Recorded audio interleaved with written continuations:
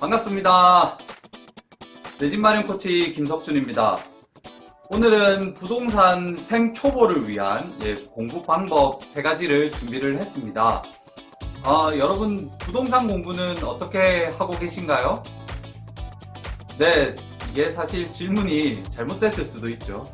부동산 생초보를 위한 공부 방법이기 때문에 사실 부동산 공부를 어떻게 하고 계시지 않을 확률이 굉장히 높습니다. 그러면 질문을 바꿔서 왜 부동산 공부를 하지 않고 계신가요?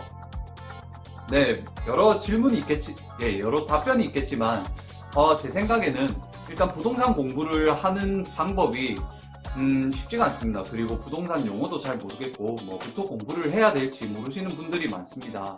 그래서 오늘 저는 부동산 생초보를 위해 공부할 수 있는 방법 3가지를 준비를 했습니다.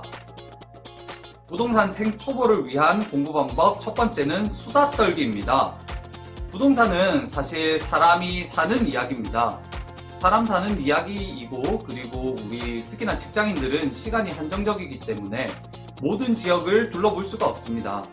그래서 그 지역에 사는 사람의 이야기를 잘 들어야 되는데요.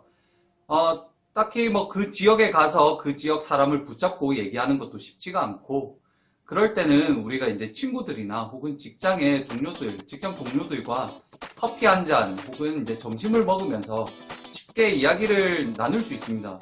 사실 이제 일상적인 대화를 하는 건데 그 일상적인 대화에서 부동산 관련 얘기를 조금 더 하는 것 뿐입니다. 예를 들면 이제 그 사람과 얘기를 할 때 사는 지역을 모르면 사는 지역부터 물어보시면 되고요. 사는 지역을 안다면 지금 사는 곳이 어떠냐, 그리고 혹은 지금 사는 지역에서 회사까지 오는 출퇴근길에 사람이 많냐, 혹은 이제 출퇴근길에 사람이 많다면 그 사람들은 대부분 어디서 내리냐. 네, 이런 간단한 질문들을 하시면 이제 그 지역에 사는 사람은 내가 생각했던 것 이상으로 많은 정보를 알려줍니다. 그러면 나는 이제 그 정보를 사실 이제 메모를 해 두시면 나중에 그 지역을 임장을 가거나 다른 지역을 비교할 때 좋은 자료로 이용을 할 수가 있습니다. 두 번째로 공부할 수 있는 방법은 바로 영화 보기입니다. 부동산 공부랑 영화랑 무슨 관련이 있냐고요? 어떻게 보면 관련이 없지만 사실 영화라는 게 많은 주제를 다룰 수 있기 때문에 부동산을 직접적으로 부동산 다큐멘터리처럼 만들어진 건 없습니다만 부동산을 주제로 다루는 영화들이 꽤 많습니다. 가장 최근에 개봉한 영화 중에는 명당이 있고요. 그리고 그 이전에는 그 강남 1970.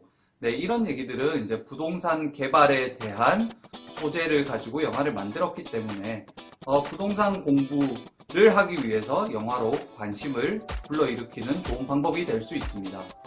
그리고 부동산 영화를 보면 사실 이제 책을 읽는 것보다 훨씬 더 시각적이고, 그 다음에 텍스트로 보는 것보다 영상으로 보는 거기 때문에 훨씬 더 관심을 일으킬 수 있는 좋은 여지가 있습니다.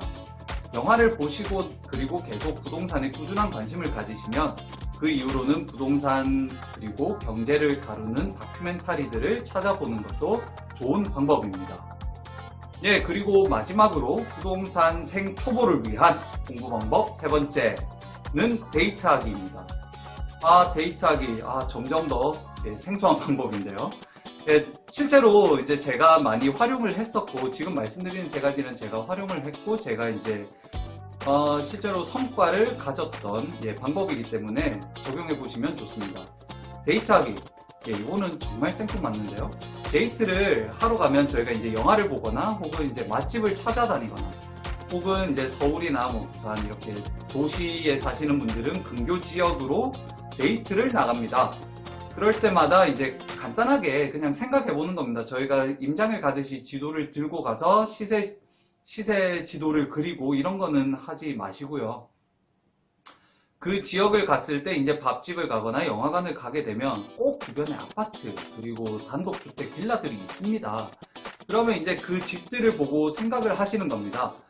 과연 내가 이 지역에 살면 어떤 점이 좋고 어떤 점이 나쁠까?